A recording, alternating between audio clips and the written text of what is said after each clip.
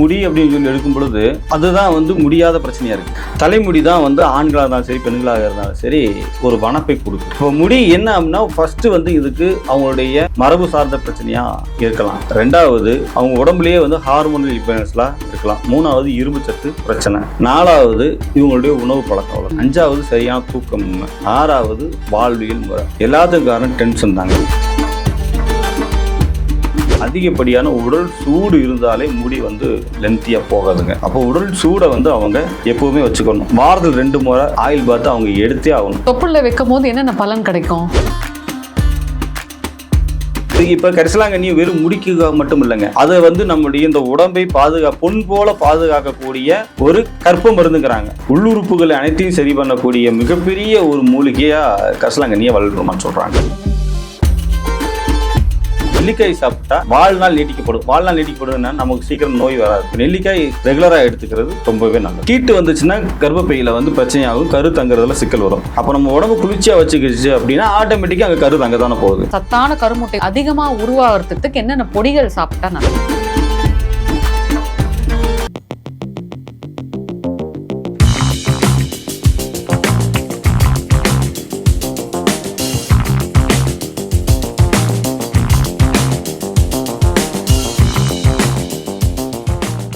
Hi hello வணக்கம் மக்களே, welcome to you Tamil பாவை. ஸோ இப்போ பார்த்தீங்கன்னா நம்ம கூட வந்து மருத்துவர் பற்றி சொல்லணும்னா நிறைய விஷயங்கள் சொல்லலாம். ஸோ மருத்துவர் ஜோதிடர் பத்மநாபன் சார் இருக்காரு. ஸோ இன்னைக்கு வந்து நமக்கு தலை சார்ந்த நிறைய விஷயங்கள் நமக்கு டிப்ஸ் கொடுக்க போறாரு. வணக்கம் சார். வணக்கம். தலைமுடி வந்து நிறைய பேருக்கு இப்போ பார்த்தீங்கன்னா விக்கு, ஒரு காலத்தில் வந்து ஜவுரி முடி வச்சு ஆயாங்கெல்லாம் பின்னிக்கிட்டு வருவாங்க. ஆச்சா இப்போ பார்த்தீங்கன்னா சின்ன சின்ன பிள்ளைங்க கூட வந்து வித்தியாசமா நிறைய விக்கு வச்சுக்கிறாங்க. அந்த அளவுக்கு இப்போ முடின்ற ஒரு பிரச்சனை வந்து எல்லா யங்ஸ்டர்ஸுக்குமே இருக்கு. எதனால இப்ப வருது சார்? இல்லை, இது ஃபர்ஸ்ட் முடி அப்படின்னு சொல்லி எடுக்கும் பொழுது அதுதான் வந்து முடியாத பிரச்சனையா இருக்கு. அதோட முடிக்கவே முடியாது. ஏன்னா ஒருத்தவங்களை பார்த்த உடனே நம்மளுடைய ஐடென்டிஃபியா எதை பார்க்குறாங்க அப்படின்னா ஃபர்ஸ்ட் கண்ணை பார்க்குறாங்க, அப்புறம் மூக்கை பார்க்குறாங்க, அப்புறம் முடி தான் சொல்கிறாங்கல்ல. மூக்கு மூலியமா லட்சணமா இருக்கா அப்படிங்கிறாங்க. அப்போ கண்ணு, மூக்கு, அதுக்கப்புறம் போகிறது வந்து தலைமுடி. தலைமுடி தான் வந்து ஆண்களாக இருந்தாலும் சரி பெண்களாக இருந்தாலும் சரி ஒரு வனப்பை கொடுக்குது இல்லைங்களா. அதனால தான் அது பேர் கார் குழலாயில்னு மீனாட்சி அம்மன்லாம் எழுதுறாங்க பெரியவங்க. ஏன்னா அப்படி கொண்ட போட்டு அந்த அம்மா அப்படி இருந்தாங்கன்னா கார் குழலாள் அப்படின்னு தமிழில் சொல்கிறாங்க. இப்போ முடி என்ன அப்படின்னா ஃபஸ்ட்டு வந்து இதுக்கு அவங்களுடைய மரபு சார்ந்த பிரச்சனையாக இருக்கலாம். ரெண்டாவது அவங்க உடம்புலேயே வந்து ஹார்மோனல் இம்பேலன்ஸ்லாம் இருக்கலாம். மூணாவது இரும்பு சத்து பிரச்சனை. நாலாவது இவங்களுடைய உணவு பழக்க வழக்கம். அஞ்சாவது சரியான தூக்கம். ஆறாவது வாழ்வியல் முறை. எல்லாத்துக்கும் காரணம் டென்ஷன் தாங்க. அதிகப்படியாக யாரெல்லாம் டென்ஷன் ஆகிறாங்களோ அவங்களுக்கு முடி கொட்டுது. அது மாதிரி இந்த ஹார்மோனல் இம்பேலன்ஸ் வருது அப்படின்னா சிலருக்கு தைராய்டு, ஃபைப்ராய்டு, இந்த மாதிரி ஹார்மோனல் இம்பேலன்ஸ் வரும்பொழுது முடி கொட்டும். இந்த டைம் ஆகிறாங்க இல்லைங்களா பெண்கள், அந்த டைமில் கூட பார்த்தீங்கன்னா இவங்களுக்கு முடி அந்த 3 நாள் 5 நாள் முடி நல்லாவே கொட்டுறது தெரியும். அதுக்கப்புறம் அதுவாக நின்றுக்கும். அப்போ இயற்கையாகவே இது ஒரு ப்ராசஸாக போய்கிட்டே இருக்குது. ஆனால் பெரும்பாலும் பெண்கள் வந்து அந்த காலத்தில் இப்போ நம்மலாம் அந்த சரோஜதி படங்கள்லாம் பார்க்குறோம் இல்லைங்களா, தொட வரைக்கும் முடி தொங்குச்சு. அது உண்மையான முடியா அப்படின்னா நிறைய பேருக்கு உண்மையான முடி நம்மளே நேரடியாக பார்த்துருக்குறோம். நான் ஸ்கூலில் படிக்கும்போது எங்கள் டீச்சருக்கு தொட வரைக்குமே முடி இருந்தது, நிறைய பேருக்கு இருந்தது. இப்போ வந்து குறைஞ்சிட்ருக்கு. சில கேரள பெண்களுக்கெல்லாம் நிறைய முடி இப்போ வரைக்கும் நல்லா தான் மெயின்டைன் பண்ணிட்டு இருக்கிறாங்க. அதுக்கு என்னென்ன அப்படின்னா அதிகப்படியான உடல் சூடு இருந்தாலே முடி வந்து லென்த்தியாக போகாதுங்க. அப்போ உடல் சூடை வந்து அவங்க எப்போவுமே வச்சுக்கணும். வாரத்தில் 2 முறை ஆயில் பார்த்து அவங்க எடுத்தே ஆகணும். நான் நிறைய பேர் சொல்கிறது என்ன தேய்ச்சிக்குள்ளீங்க அப்படின்னா, என்ன தேய்ச்சிக்கலாம் சும்மா அப்படி ஊற்றிட்டு உச்சத்தில் மட்டும் தடவிட்டு போயிடுறாங்க. ஒரு 1/4 மணி நேரம், 1 அப்படி இல்லை. ஆயில் பார்த்தோன்னா தலை முழுவதும் அப்ளை பண்ணி ஒரு 1/2 மணி நேரம் 45 நிமிஷமாவது ஊற வச்சு அதுக்கப்புறம் தலை முழுகிறது தான் வந்து ஆயில் பாத் எடுக்கிறது. இவங்க என்ன பண்ணுறாங்கன்னா இவ்வளோதான், ஏன்னா முடி காய மாட்டேங்குதான், லேட் ஆகுதான், எவ்வளவோ காரணங்கள் சொல்கிறாங்க. எவ்வளவோ காரணம்னு சொல்லிட்டு எனக்கு முடி வளரன்னு ஏக்கத்தையும் வச்சுக்கிறாங்க. அப்போ ஒன்றுக்கும் பின்படி முரணாகவே யோசிக்கிறாங்க. அப்போ நான் எதையும் செயல்படுத்த மாட்டேன், நான் இப்படி தான் இருப்பேன், ஆனால் எனக்கு முடி பெருசாக வேணும் அப்படின்னா அப்படி வாய்ப்பு இல்லை. ஏன்னாங்க இப்போ இன்றைக்கி நிறைய பேர் முடியெலாம் நட்டுக்கிறாங்க. நிறைய ஹேருக்கு வந்து நிறைய செலவு பண்ணுறாங்க. லட்சக்கணக்கில் கூட செலவு பண்ணுறதுக்கு இன்றைக்கி ஆள் இருக்குது. ஆனால் இது எல்லாமே வெளியில் செய்யக்கூடிய வேலைகள். முடி அப்படிங்கிறது உள்ளே இருந்து வரக்கூடிய ஒரு விஷயம். அப்போ உள்ளுக்குள்ளே கபாலம் வந்து நல்லபடியாக இருக்கணும் இல்லைங்களா. அதுக்கு வந்து அவங்க அதிகப்படியான சூடு வைக்கவே கூடாது. கண்டிப்பாக இப்போ நம்ம முதல்ல பார்த்திங்கன்னா இந்த உச்சந்தலையை வெளியில் விடவே மாட்டாங்க. உச்சந்தலையை வந்து டைரெக்டாக சன்லைட்டில் பட மாட்டாங்க. எப்போதுமே அது வந்து கொஞ்சம் கூலிங்காக இருக்கிறதுக்காக எண்ணெய் தடவி எண்ணெய் வைக்கிறதுங்கிறது ரொம்ப ரொம்ப முக்கியமானது. அப்போ இரவில் வந்து இல்லைங்க எனக்கு கொட்டிக்கிட்டே இருக்குது, சும்மா ஒரு சீப்படுத்தி இப்படி சீவனாலே ஒரு 10 முடி 15 முடி வந்தது, பார்க்க எனக்கு வயிற்றுச்சல் இருக்குதுன்னு சொல்லுவாங்க. அப்படின்னா அவங்களுக்கு அதிகப்படியான பித்தம் இருக்குது அப்படின்னு அர்த்தம். அவங்க என்ன செய்யலாம்னா இரவில் தூங்கும்போது விளக்கெண்ணெய் எடுத்து உள்ளங்கால்லையும் தொப்புள் சுற்றியும் தடவிட்டு படுக்கிறது ரொம்ப ரொம்ப நல்லது. வாரம் 2 முறையாவது ஆயில் பாத் எடுக்கணும். இன்றைக்கி இருக்கக்கூடிய சூழ்நிலையில் எல்லாம் வேலை பார்க்குறாங்க, ஸ்கூல் காலேஜெலாம் போகிறாங்க, என்னால் முடியாதுங்க அப்படின்னா வாரத்தில் ஒரு நாளாவது லீவு நாள்லையாவது பண்ணுறது ரொம்ப ரொம்ப நல்லது. இதில் என்ன இன்னொரு விஷயம்னா எண்ணெய் தேய்ச்சி குளிக்கிற அன்னைக்கு இவங்க நான்வெஜ் சாப்பிடக்கூடாது. இப்போது நீங்கள் விளக்கெண்ணெய் சொன்னீங்கல்ல, அது ஒரு சில பேர் சொல்லி கேள்விப்பட்டிருக்கேன்.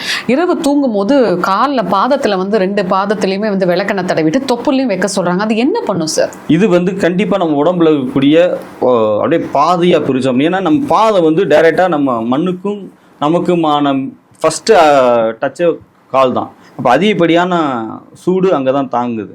அது மட்டும் இல்லாமல் தொப்புள் தான் வந்து நம்மளுடைய உடம்பை வந்து 2 துண்டாக போட்டோம் அப்படின்னா இதுதான் வந்து இந்த பூமத்தி ரேகை மாதிரி அது. அப்போ அதுதான் வந்து நம்மளுடைய அந்த என்ன சொல்கிறது எல்லா வெப்பநிலையும் சமன்படுத்தக்கூடிய இடம். இது வந்து உங்களுக்கு தெரியும், ஆட்டோமேட்டிக்காக மேலேருந்து வாங்கக்கூடிய சூடு. நம்மளுடைய பாடியை ஒரு கரெக்டான சென்டராக ஒரு லைன் போட்டோம்னா இந்த 3 இடம் டச் ஆகும்.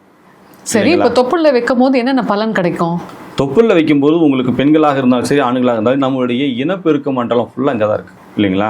நம்மளுடைய ப்ரொடக்ஷன் டிபார்ட்மெண்ட் எங்கே இருக்குது அப்படின்னு இங்கே தான் இருக்குது. அப்போ ஒரு விந்தணு குறைபாடு ஆண்களாக இருந்தால் விந்தணு குறைபாடு சரி பண்ண முடியும். ஆண்கள் பெண்கள் 2 பேருக்குமே வந்து பார்த்திங்கன்னா இந்த மலச்சிக்கலாக இருக்கட்டும், டைஜஷன் ஏரியாவில் சிக்கலாக இருக்கட்டும், இது எல்லாம் அது சரி பண்ணும். அது மட்டும் பெண்களுக்கு வந்து தைராய்டு பிரச்சனை. தைராய்டு இங்கே தானே சார் வருது, இங்கே வச்சா எப்படி சார் இங்கே தைராய்டு ஆகுனா, தைராய்டு இருக்க பெண்களுக்கு தான் வந்து கர்ப்பப்பை தொடர்பான பிரச்சனை இர்ரெகுலர் பீரியட்ஸ் வருது இல்லைங்களா? அல்லது இர்ரெகுலர் பீரியட்ஸ் வந்தவங்களுக்கு தைராய்டு வருது. அப்போ இது 2க்கும் தொடர்பு இருக்குது, அங்கே வந்து நம்ம வைக்கிறது. இப்போ ஆண்கள் பெண்கள் 2 பேருக்குமே இது அவசியம் வச்சே ஆகணும். அது இப்போ இருக்கக்கூடிய கோடை காலம் மாதிரியான வெயில் டைமில் ரெகுலராக வைக்கிறது ரொம்ப ரொம்ப நல்லது. இல்லை சார் எனக்கு சளி உடம்பு, எனக்கு எண்ணெய் வச்சாலே தலைவலிக்குது, அப்போ நான் என்ன செய்யறது அப்படின்னா எண்ணெயை லேசாக சூடு பண்ணி வைக்கலாம். எப்போவுமே எண்ணெயை லேசாக சூடு பண்ணி ஆறுனதுக்கப்புறம் வைக்கத்தான் சொல்கிறாங்க. எல்லா பெரியவங்களும் அப்படி தான் சொல்லியிருக்கிறாங்க. அப்படி ரொம்ப சளி உடம்பாக இருந்துச்சு, வெளியில் மழை டைமாக இருக்குது அப்படின்னா வைக்க தேவையில்லை. இப்போ இங்கே என்ன சிக்கல் ஏன் வைக்க மாட்டேங்கிறாங்க அப்படின்னா, இப்போ எல்லார் வீட்லேயும் ஏசி இருக்குது. எல்லார் வீட்டிலும் இல்லை, பெரும்பாலும் வீட்டில் ஏசி இருக்குது. இதெல்லாம் வச்சு நீங்கள் ஏசியில் தூங்க முடியாது, அப்படியே சளி பிடிக்கும் இல்லைங்களா? அப்போ இது நடைமுறை சிக்கல் இருக்கத்தான் செய்யுது. நம்ம இதையும் பார்க்க வேண்டியதாக இருக்குது. நிறைய நான் சொல்லி குழந்தை இல்லாத தம்பதி லேட் ஆகிட்டே இருக்குது, அவங்களுக்கு எல்லாமே இது ரொம்ப சிம்பிளான மெத்தட் தான். அவங்க என்ன வேணால் ட்ரீட்மெண்ட் எடுக்கட்டும், எப்படி வேணால் செய்யட்டும். இது வந்து சாதாரண நம்மளுடைய வாழ்வியல் முறையை லேசாக மாற்றிக்கக்கூடிய, இதெல்லாம் பெரியவங்க செஞ்சுக்கிட்டு இருந்தது தான், நம்ம ஒன்றும் புதுசாக சொல்லி போகிறதில்ல. அவங்க வந்து அவங்கள அப்படியே நடைமுறைக்கு கொண்டு வரும் பொழுது அவருக்கு வந்து விந்தணு உற்பத்தி ஆகிறத பார்க்குறோம். ஏன்னா ஹீட் அதிகப்படியான உஷ்ணத்தினால விந்தணு வந்து குறையுது. அப்போ அவருக்கு வந்து இந்த மோட்டாலிட்டின்னு சொல்லக்கூடிய இருக்கட்டும், விஸ்கோசிட்டியை சொல்கிறதா இருக்கட்டும், அடர்த்தி, இது எல்லாமே டெவலப் ஆகிறத நம்ம பார்க்குறோம். அதே மாதிரி அவங்களுக்குமே வந்து தைராய்டு தொடர்பான பிரச்சனை, ஃபைப்ராய்டு தொடர்பான பிரச்சனை, சிப்ஸ்ன்னு சொல்லக்கூடிய கட்டிகளாக இருக்கட்டும், இர்ரெகுலர் பீரியட்ஸ், கர்ப்பப்பை தொடர்பான எல்லா விஷயமும், சில பார்த்தீங்கன்னா வெள்ளைப்படுதல், ஓவர் ப்ளீடிங், இது எல்லாமே இந்த சாதாரண இந்த விஷயத்தை போகிற போக்கில் நம்ம சரி பண்ணிட்டு போயிட்டே இருக்கலாம். ஏன்னா இது இப்போ நான் சொன்ன விஷயங்கள் எல்லாமே இன்றைக்கி மருத்துவ உலகத்தில் மிகப்பெரிய பிரச்சனையாக இருக்குது. இப்போது கரிசலாங்கண்ணி பொடி இருக்குல்ல சார், அது நல்ல கரிசலாங்கண்ணி பொடியை வந்து டெய்லி ஒரு ஸ்பூன் சாப்பிட்டாலே இந்த முடி கொட்டுற பிரச்சனை தீருமா? வள்ளல் பெருமான் சொல்கிறாருங்க, கரிசாலையை எவ்வித தந்திரத்திலாவது உட்கொள்ளுங்கிறாங்க. எவ்வித தந்திரத்திலாவதுன்னா நீங்கள் சொல்றது பொடி மாதிரியோ லேகியம் மாதிரியோ அல்லது சட்னி மாதிரியோ ஏதோ ஒரு வகையில், இல்லை டீயாவது போட்டு டீ மாதிரி போட்டாவது குடிச்சிருங்க. எவ்வித தந்திரத்திலாவது தினம் உட்கொள்ளுங்கிறாங்க. இது இப்போ கரிசலாங்கண்ணி வெறும் முடிக்க மட்டும் இல்லைங்க, அதை வந்து நம்முடைய இந்த உடம்பை பொன் போல பாதுகாக்கக்கூடிய ஒரு கற்ப மருந்துங்கிறாங்க.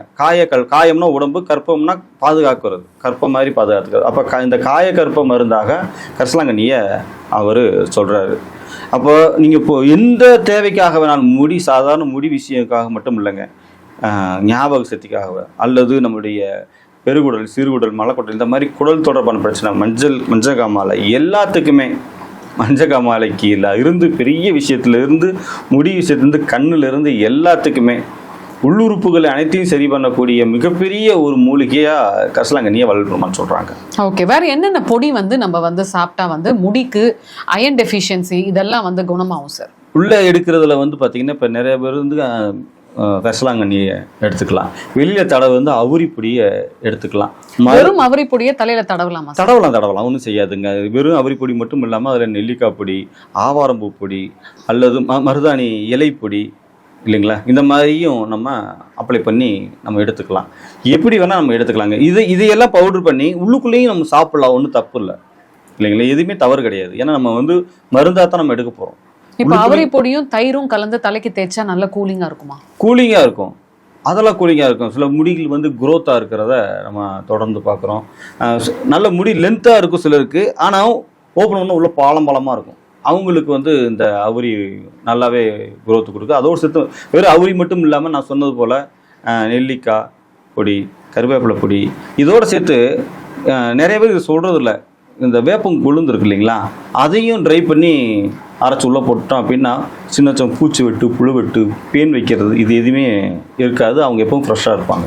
நெல்லிக்காவும் கருவேப்பிலையும், அதாவது ஒரு நெல்லிக்காய், ஒரு ஆளுக்கு சொல்கிறேன், ஒரு நெல்லிக்காய் நல்லா இவ்வளோ கருவேப்பிலை, நல்லா கொஞ்சம் மிளகு ஜீரகத்தை வச்சு அரைச்சி நீங்கள் வந்து குடிச்சிங்கன்னா அந்த சாறு ரொம்ப நல்லது, முடி வளர்ச்சிக்கு நல்லது, எல்லாத்துக்குமே நல்லதுன்றாங்களே. இல்லைங்க, அது நம்மளோட முடி வளர்ச்சிக்கு மட்டும் இல்லைங்க, அது நம்மளோட உடம்புல இருக்கக்கூடிய நச்சுத்தன்மையை வெளியே எடுத்துட்டு நம்மளை எப்பவுமே ஃப்ரெஷ்ஷாக வச்சுக்கிறதுக்கு நெல்லிக்காய் ரொம்ப ரொம்ப நல்லது. அவை பாட்டி வந்து அதிகமானுக்கு என்ன கொடுத்தாங்க? நெல்லிக்காய் தான் கொடுத்தாங்க. எதுக்குங்க? இதை சாப்பிட்டா நீ ரொம்ப நாள் உயிர் வாழ்வ அப்படிங்கிறாங்க. அதிகமாக என்ன சொல்கிறாங்க, நீ இருந்து ரொம்ப நாள் உயிர் வாழ்ந்து தமிழுக்கு தொண்டு செய்யணுங்கிறாங்க. அப்போ நீ இருந்து மக்களுக்கு நல்லது செய்யணும் மாற்றி அவங்க சொல்லிக்கிறாங்க. அப்போ இதுலேருந்து நம்ம என்ன தெரிஞ்சுக்கிறோம் அப்படின்னா, நெல்லிக்காய் சாப்பிட்டா வாழ்நாள் நீட்டிக்கப்படுதுன்னா நமக்கு சீக்கிரம் நோய் வராது, இதுதான் அவங்க சொல்கிறாங்க. அப்போ நெல்லிக்காய் ரெகுலராக எடுத்துக்கிறது ரொம்பவே நல்லது. அப்போ கருவேப்பிலை சாப்பிட்டா கூட இந்த முடி கொட்டுற பிரச்சனை அண்ட் கருவு கூட வந்து உருவாக்கும் அப்படின்னு. இது வந்து குளிர்ச்சி தரக்கூடிய மூலிகைங்க.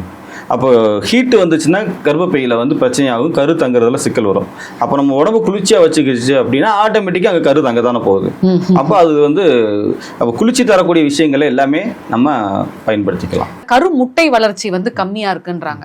அதுவும் வந்து குறிப்பிட்டு ஒரு 35 வயசுக்கு மேலே வந்து கர்ப்பம் தரிக்கணும்னா கருமுட்டை வளர்ச்சி நிறையா இருக்கணும் அப்படின்றாங்க. சத்தான கருமுட்டை அதிகமாக உருவாகிறதுக்கு என்னென்ன பொடிகள் சாப்பிட்டா நல்லது? அதில் பொடி அப்படிங்கிறத விட சதாவரி இலக்கியம்னு நாட்டு மருந்து கடையில் இருக்கும். சதாவரி இலக்கியம் ரொம்ப ரொம்ப நல்லது. அது வந்து ரெகுலராக காலையிலையும் சாயந்தரம் ஒரு நெல்லிக்காய் உருண்டை அளவு சாப்பிட்டா இந்த கருமுட்டை வந்து கரெக்டாக டெவலப் ஆகி அது கரெக்டாக வெடிக்கணும். அது வெடிச்சா தான் கரு உட்காரும். அது வந்து சாப்பிட்றது ரொம்ப நல்லது. இன்னொரு விஷயம் வந்து பார்த்திங்கன்னா, உங்களுக்கு இந்த சோற்று கற்றாழை இருக்கு இல்லைங்களா, சோற்று கற்றாழையை வந்து முறைப்படி சுத்தம் பண்ணி 7 முறை சுத்தம் பண்ண சொல்கிறாங்க. சுத்தம் பண்ணி அதை வந்து ஒவ்வொரு பீஸ் காலையில் சாப்பிட்டுட்டு மோர் சாப்பிட சொல்லுவாங்க.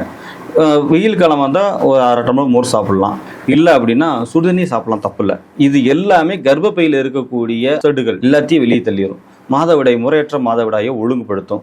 ஓவர் ப்ளீடிங் அதிக உதிர போக்குகளை அது சரி பண்ணும். சிலர்லாம் அந்த டைம்லாம் பார்த்தீங்கன்னா அப்படியே வலி, அவங்களுக்கு சுருண்டு படுத்துட்டு அவங்க எதுவுமே சாப்பிட மாட்டாங்க. சிலர் காய்ச்சல் வந்துடும். எனக்கு தெரிஞ்சு நிறைய பேர் இருக்கிறாங்க. அதில் வந்து பார்த்தீங்கன்னா ஓவர் வலி எடுத்து அவங்கள ஹாஸ்பிட்டலில் போய் அட்மிட் பண்ணி குளுக்கோஸ் போட்டு தான் ரெடி பண்ணி வீட்டுக்கு கூட்டி வர மாதிரி இருக்காங்க. ஏன்னா மயக்கம் போட்டே விழுந்துடுறாங்க. இது எல்லாமே முறையற்ற உதிரப்போக்குனால தான் வருது. இப்போ நம்ம சொன்னது போல செய்கிறாங்க. சதாவரி இலக்கியம் ரொம்ப ரொம்ப. இந்த ஓரிதழ் தாமரை பொடி கூட சாப்பிட்டா வந்து கருமுட்டைக்கு நல்லதுன்றாங்க. ஓரிதழ் தாமரை மட்டும் இல்லைங்க, தண்ணீர் விட்டான் கிழங்குலேருந்து ஓரிதழ் தாமரையிலிருந்து அமுக்கரா கிழங்குலேருந்து எல்லாமே நல்லது தாங்க. ஆனால் யார் செய்கிறாங்கிறதா இங்கே கேள்வி இல்லைங்களா. இப்போ நம்ம இதெல்லாம் தனித்தனியாக இருக்குது அப்படின்னா எல்லாமே தனித்தனியாக இருக்கிறத விட எல்லாம் சேர்த்து ஒரு லேகியமாக விற்கிறாங்க. இதெல்லாமே எடுத்துக்கலாம், தப்பு இல்லை. இதெல்லாம் நிறைய பேர் யூடியூப்பில் சொல்லிகிட்டே இருக்கிறாங்க, அவங்களே பார்த்துக்கிட்டு தான் இருக்கிறாங்க. ஆனால் எத்தனை பேர் செய்கிறாங்க அப்படிங்கிறது கேள்வி. ஒரு வாரம் 10 நாள் ஆர்வத்துக்கு செய்வாங்க, ஆனால் தொடர்ந்து செய்ய முடியறதில்ல அவங்களால. ஸோ நிறைய விஷயங்கள் வந்து யூ தமிழ் நேயர்களுக்காக சொன்னீங்க சார். மிக்க மகிழ்ச்சி, நன்றி. வணக்கம்.